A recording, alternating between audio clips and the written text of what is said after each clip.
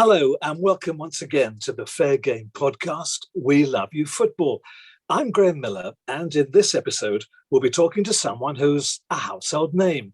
He's passionate about the game of football.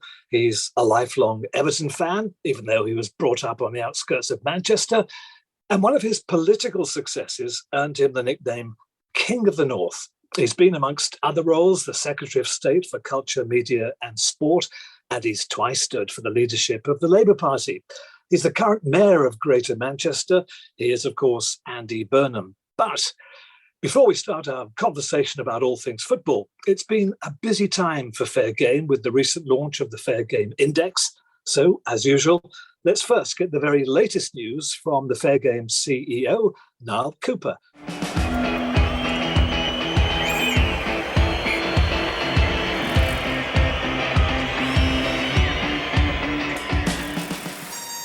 So what a busy couple of weeks it's been here at Fair Game. Let's just remember what our vision is. We need a fairer financial flow in football. One parish payment, that's the money given by the Premier League to a single relegated club, is worth around £45 million. That's more than it gives to the 120 clubs of League One, League Two, the National League North and the National League South put together. One club getting more than 120 others combined. Then there's the EFL distribution. That fails most of the clubs in the Championship and indeed all the clubs in League One and League Two. The system, in short, encourages clubs to overspend, to gamble, to play Russian roulette with their club's future. Football needs a culture change. Since 1992, that's the start of the Premier League, 64 clubs in the top four divisions have gone into administration. The Championship itself is a basket case with 68% spending more than they earn on players' wages. Sheffield United on the brink, with their very existence now in doubt. However, at Fair Game, we don't believe in just identifying problems. We believe in developing solutions. Football needs to use its wealth to change that damaging culture, to create a fairer financial flow in football. Football needs to incentivise and reward well-run clubs. Now, the new regulator will introduce a state of play survey for football, and we believe that should be used to reallocate football's wealth. To illustrate how that worked, we rated the top 92 clubs on the four criteria of the original fan-led review. That's good governance, financial sustainability, equality standards, and of course, fan engagement. And that led to the launch of the Fair Game Index. And that spelt out quite clearly that if we were to reallocate football's wealth, 92% of clubs below the Premier League would benefit. That's money going to well-run clubs and trying to change that culture. Now that index made some hell of an impact, and thanks must go to all the Fair Game team and our supporters for that. We were on Sky Sports News, ITV Borders. We did interviews on BBC London, BBC Cambridge, BBC Newcastle, BBC Merseyside. We were in Independent, The Mirror, The Star, The Express. There was a fantastic piece in The Athletic, Fan Banter. There was a brilliant podcast with the Byline Times with the fantastic Adrian Goldberg. And of course, we were in 217 local newspapers. So what next? We need to build on that momentum and reach out to politicians. That uplift, that amount of money well-run clubs would get, and we're talking often in the case of millions of pounds a year, will help and benefit the clubs in those constituencies and the communities they serve. That's our challenge. We believe our vision of a fairer future for football is a no-brainer. The challenge is to make it a reality, and that's now in the hands of our politicians who need to realise the responsibility they have to the constituencies that they are in.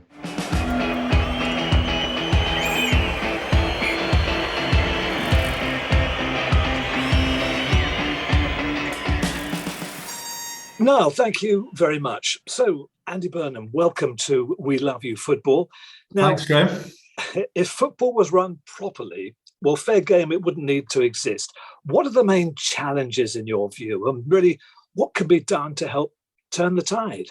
Oh, my goodness. I mean, there are so many, aren't there? And I think increasingly in this period that we're living through, they relate to ownership, because that's an issue that applies whatever league that we're talking about. Obviously, I'm talking to you from Greater Manchester, where I think we've seen the greatest tragedy of recent times, perhaps the biggest since the demise of the old Wimbledon, which is Bury FC going out of business, which caused huge trauma actually here and real pain. And I think what it did was just reveal the inadequacy of the regulatory structures to regulate the ownership of our clubs. And the reason why I'd say this is the biggest issue is because the boardroom structure and the boardroom behaviour in any club can basically finish it. It's that serious, isn't it? We live in a country where football has, if you like, become so dominated by the private sector with limited role for supporters. I was involved in the promotion of supporter ownership many years ago, and there are very good supporters trusts around the country. But by and large, that is not enough to stop what can be at times quite unscrupulous behaviour from putting a club on the brink of extinction. And sadly, in Bury's case, took it over that brink. Well, the Fair Game Index was a bit of an eye-opener. It relates to what you're talking about. What were the key points that you took from it? Well, I was a strong supporter of it from an early stage, because I think it brings forward the components of a regulatory system for the game, which would balance those legitimate commercial needs with the history of the game and the interests of supporters. And I've been encouraged actually by the extent to which the charter has been embraced across not just the supporter community, but many enlightened clubs as well. So have been a strong supporter of the charter. The concepts of community and embedded engagement with fans at the heart of clubs, integrity of competitions, and then just accepting a financial structure that is more sustainable than the one that we've had. As an Evertonian, I have kind of got more and more worried about the sort of the excesses of the finances at the top end of the game and how dangerous that can be. So I think we all have an interest, wherever we are in the football pyramid, in sustainable finances. You talk about finance at the top of the game. How does any of us persuade the Premier League clubs to distribute this huge amounts of money at the top, to distribute it more fairly through the pyramid, through the rest of the game?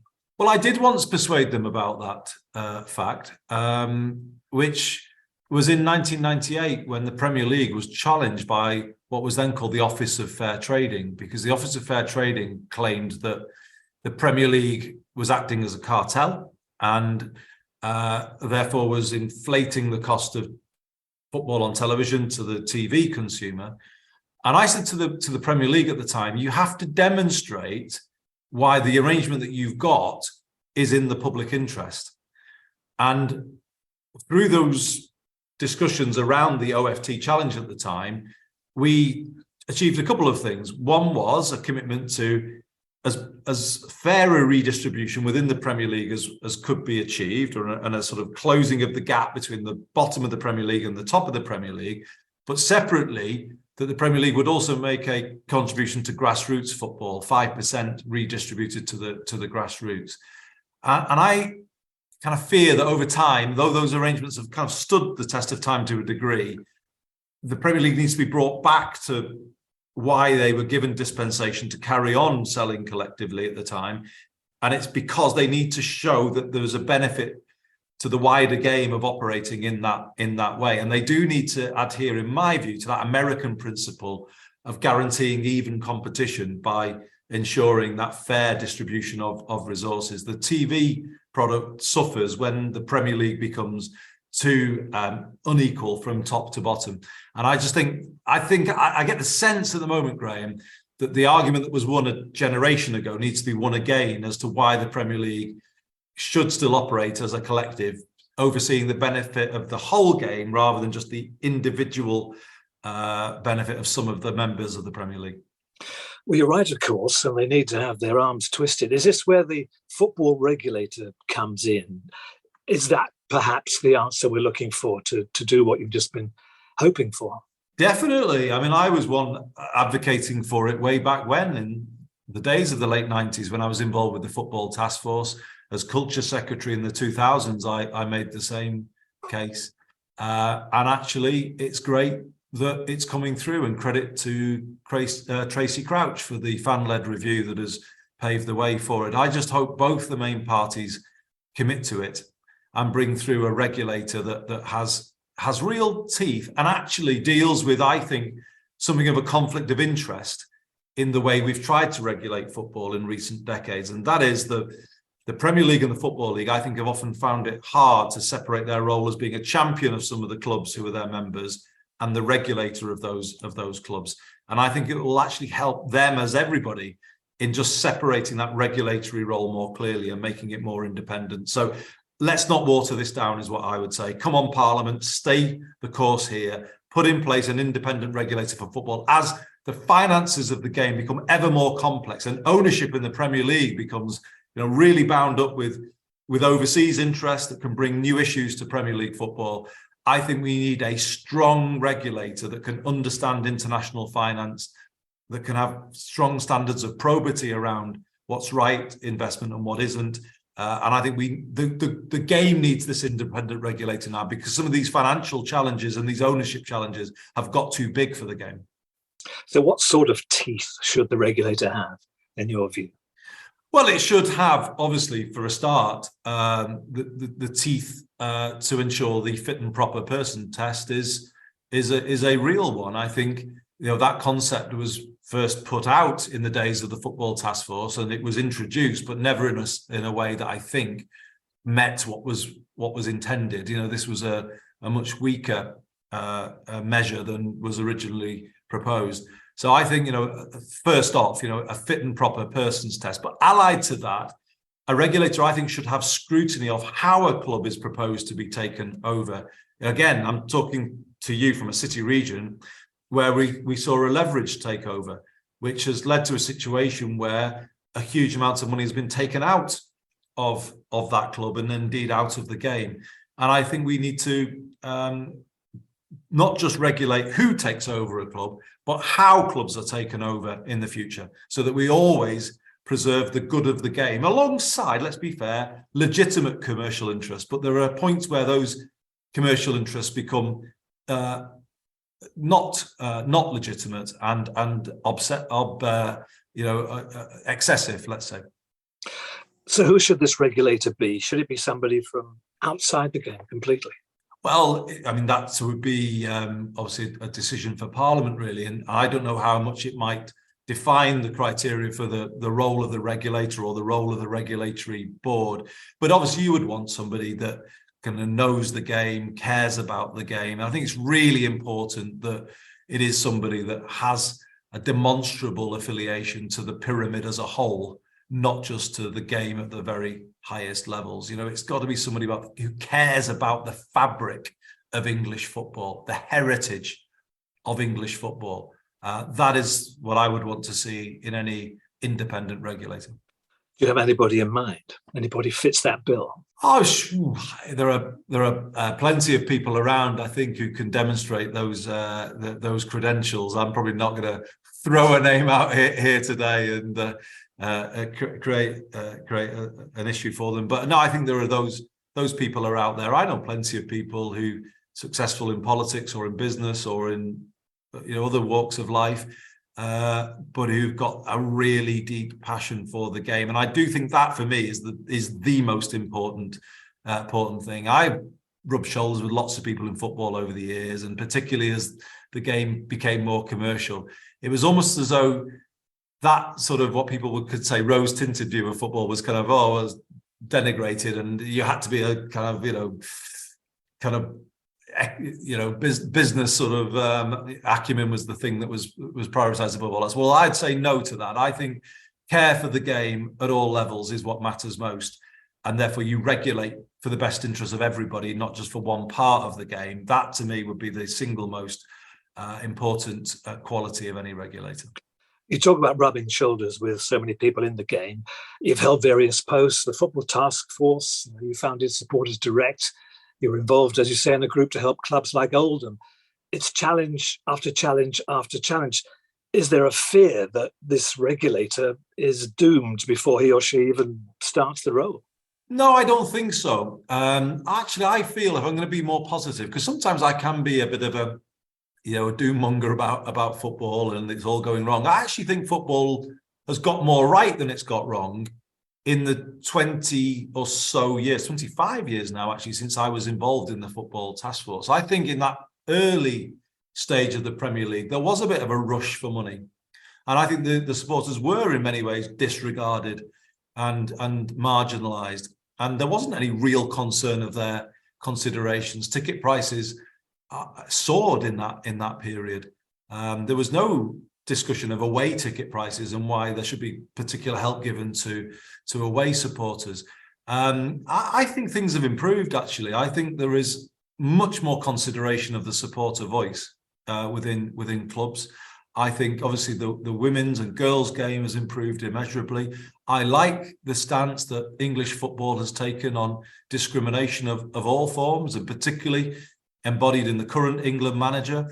And to be fair, supported by the FA. I think this is an England team for everyone in a way that it's not always been in my lifetime. And credit to the players as well for bringing that ethos. So actually, I'm more glass half full, really, in the way that English football has developed over the last 2.5 decades. I think it has addressed a lot of the issues that were being brought its way. The treatment of disabled fans, for instance, is far better in 2023 than it was in 1998. I can absolutely say that for sure. However, there are big issues at the top of the game with relation to ownership. And the issues that arise from those questions, and of course other issues too around. Well, dare we mention VAR? I'm not going to necessarily. Well, maybe we will open that one up. But no, I think football will always have issues to address. There's kind of huge inequality, I guess, in the pyramid now in terms of the wealth at the very top of the Premier League and at the very bottom. So that is definitely not an issue that's got better. That one's got worse. There are other issues you could point to that have got worse in terms of the amount of money that agents are taking out of the game. It was an issue in the late 90s. It's an even bigger issue now. So all of that for sure. But actually, I do see a lot of progress that it would be wrong just to gloss over. The supporter voice shouted out loud to stop the European Super League. The fans want a say in the way the game is run. Do you see that happening? Is there a possibility that might be brought in at any stage? Well, you would hope that the independent regulator would have a statutory duty to consult football supporters in going about his or her work, for sure. I do think the fact that it was the groundswell of opposition that came up through supporters. I played a role, Gary Neville, lots of other people did, but we were just sort of going with what we knew was the huge surge of emotion around that issue. If anything, it just needs to remind these people who are in those leadership positions at the top of the game. This game doesn't belong to you. It belongs to the people who pay to watch it week in, week out, mainly as paying supporters at grounds, but also as TV subscribers. The game actually belongs to people there. And if you do try and do something to it that takes it away from the interests of those people, it should always be the case that you won't be allowed to do that. So, I think there was something really powerful about the reaction to the European Super League, and I think we've got to kind of really bake in what that was all about in the arrangements for the new regulator. So many clubs in the pyramid, in England especially, are effectively broke. And yet we hear that Mbappe may be going to Saudi or Spain for a transfer fee of £259 million. I mean, this is just absurd, isn't it? Yeah, it is absurd, really. And I think we need to start looking at all of those mechanisms in terms of strengthening, not just through UEFA financial fair play. I think we need a FIFA fair play regime now that we're seeing the game changing. And it would appear to me that it's not just the Middle East where the game is growing in stature very quickly. The United States of America as well, I see that change happening as well. So I think we could often be hard on our domestic governing bodies, but UEFA and FIFA are nowhere near where we need them to be. Nowhere near in terms of having a grip on these issues. They, I'm afraid, have repeatedly been found wanting, and also in the treatment of supporters too, as we recently saw with Manchester City supporters in Istanbul. I mean, how could we end up with such chaotic arrangements outside the Ataturk Stadium, following what we saw outside the Stade de France in 2022 with Liverpool supporters there? It shows that these bodies have a disregard for the travelling supporter, and I don't believe they are anywhere near where they should be. And I think, as well as having a debate about a domestic regulator, I think we need wholesale reform of the governance of football at a European level and at a global level as well. If you take UEFA, they wanted the supporters' help, didn't they, when they were trying to stop a European Super League? But it's interesting how quickly they conveniently forgot the interests of supporters when we saw the chaos at those Champions League finals. So there's got to be, I think in some ways our call for reform needs to move perhaps a bit towards the European and the world level now that we're seeing progress on the domestic front. Well, you're absolutely right, because if top players can be attracted to the Middle East for these king's ransoms when they're nowhere near the end of their careers, then you could argue it's the beginning of the end of the Premier League if they're all going to go over there. And you've got to have a look, haven't you, at arrangements where a club will own or an entity or a state will own a club in Europe or in England or the English Premier League and a different club in the Middle East, and the potential way in which loans of players might lessen burdens on financial fair play, but actually you could say potentially, I'm not saying I've got evidence of this, but could play financial fair play to avoid issues, but not necessarily be true to the spirit of what that's all about. So I can't see how it could just be a European regime anymore. We're going to have a global regime. Do I have confidence in FIFA to put that in place? No, I don't. And I think that's a very real issue. Let's talk about your club, Everton, for the moment. Do we have to? Yeah, arguably still in turmoil. You know the pain of football supporters. What advice really can you offer fans who are desperate for positive changes in their clubs? How do you do it? What can you rally? What can be done? It's hard, isn't it? And Everton supporters have been campaigning for change, and it's difficult, isn't it? I think it's difficult for clubs of Everton's size, I guess, in terms of keeping pace with the rest of the Premier League, and that perhaps is part of why we are where we are. But I personally, wouldn't change things, because you're at the top of the Premier League, or you're where we've been. I mean, you support your club with everything that you've got, and you use your voice and say what you feel is right for your club. I mean, what I think we've seen actually in the recent time is the emergence of, I think, clubs that embody a much better model of management. So I am thinking of Brighton, I'm thinking of Brentford, possibly Bournemouth. And I think the interesting thing for me with those clubs is I've worked with all of them actually over the years. Certainly Brighton, and I remember when they were in the true wilderness years, they really had to rethink and rebuild from the bottom up, didn't they, when they were at the Withdean Stadium? And I think their experience has put them in a stronger position now, in the position that they're in, because they kind of understood, they got closer to their supporters. They understood what a sustainable club looks like, what an ethically run club looks like. And I think Brentford too has always been a true community club. I know that club. I know how they've always worked. And I think they're succeeding in the Premier League era for that reason, because they've been built from the right principles. And this is what I would say, because when I was first proposing the supporters direct movement, the growth of supporter ownership, I can remember lots of people in the game, pie in the sky, it will never work, it's a pipe dream, what do supporters know? I got all of that stuff all of the time. And I would love to come back to some of those people now and say, yeah, I remember you saying that to me. But look at Bournemouth, who went through that whole thing of rebuilding to the bottom up. Look at Brighton, look at Brentford. And I'd love to see what their answer is now, because I think they're on much firmer foundation, some of those clubs, than some of the clubs that have been sort of, let's say, run on the old model where it's not been done in the right way. Now, the pain for supporters is real in general terms. And you mentioned that very important word, community. I think you've described it in the past as being the glue that keeps communities together, keeps families together. I mean, irrespective of where they are in the league, they are such an important part in so many people's lives. Let's be honest. We let the rest of the world into a secret, Graham.